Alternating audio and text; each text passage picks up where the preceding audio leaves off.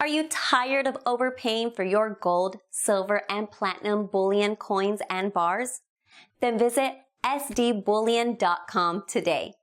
SD Bullion was recently named the 177th fastest growing company in the United States by Inc. magazine. This is because they offer the absolute lowest prices in the industry and follow up with over-the-top customer service. So what are you waiting for? Go to sdbullion.com today and join more than 60,000 happy investors that save money on every precious metals purchase they make.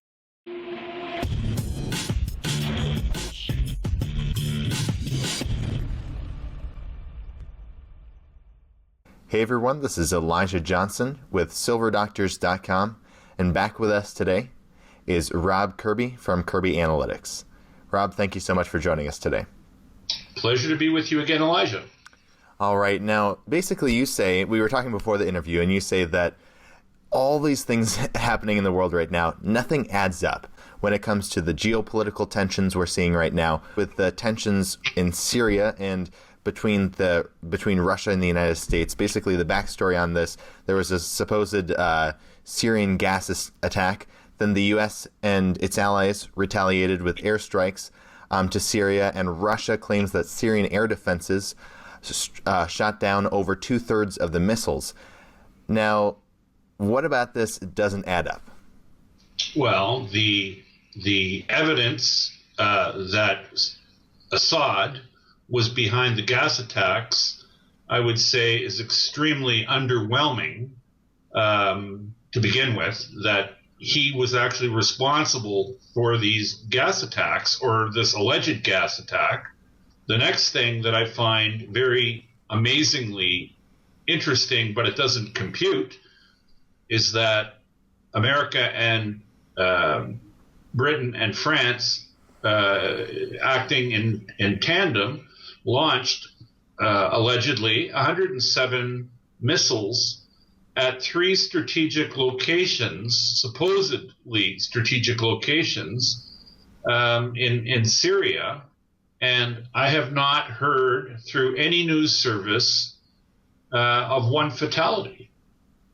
And I don't understand how you can launch 107 missiles at strategic locations very close to major metropolitan areas and have no fatalities.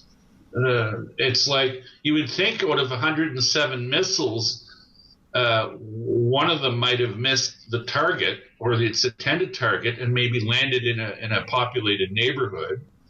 Or you would think that if you're actually bombing strategic targets, there might be some people present at these strategic locations to secure and protect them. But like I say, to date, we have not heard of one fatality in what was supposedly this massive show of force. And then, of course, the other point that you brought up is that we have the Syrian/Russians claiming that maybe as many as 70 of these missiles were shot down, and we have American Pentagon spokespeople claiming that every one of them was a direct hit.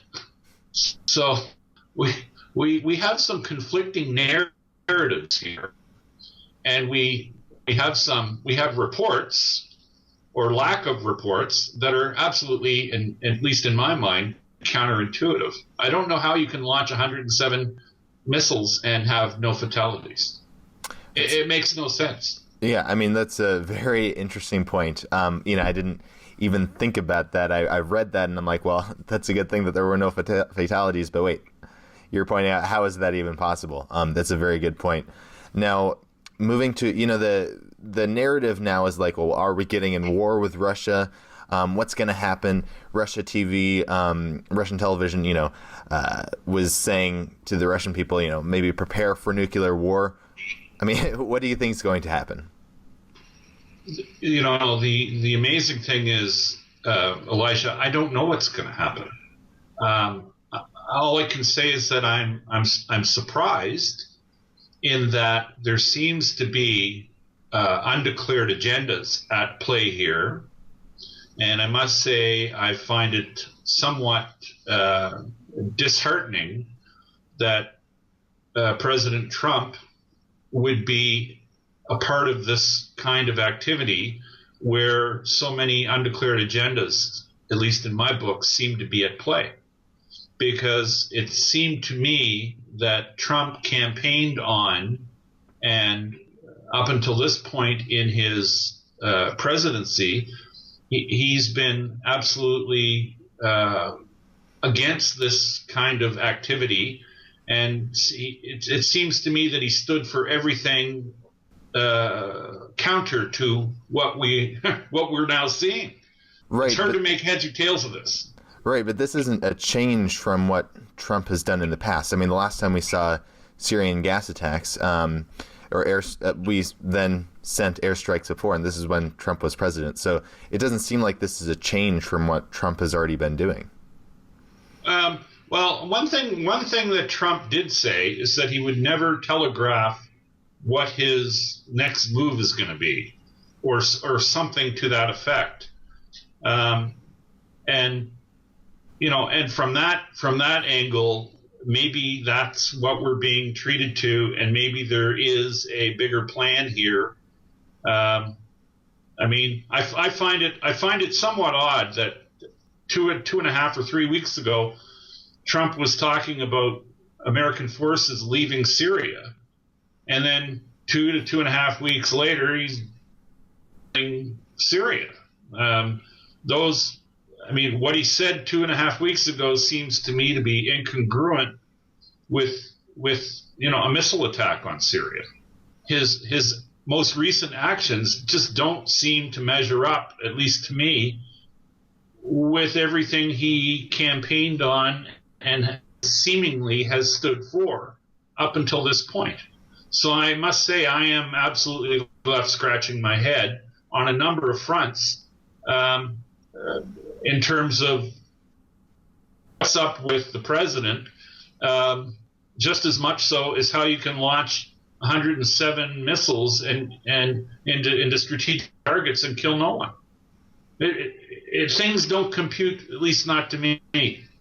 And maybe it's above my pay grade, but I usually try to, and I'm usually pretty good at connecting dots, and I'm having a lot of difficulty doing so right now.